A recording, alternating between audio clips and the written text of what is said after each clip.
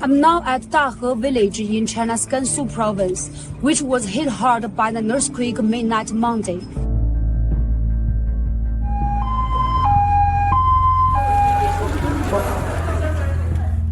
More than 100 people have been killed in Gansu province and its neighboring Qinghai province, according to local earthquake relief headquarters. China's top economic planner said Tuesday that it has activated an emergency response to ensure the supply of energy, electricity, and daily necessities after the earthquake.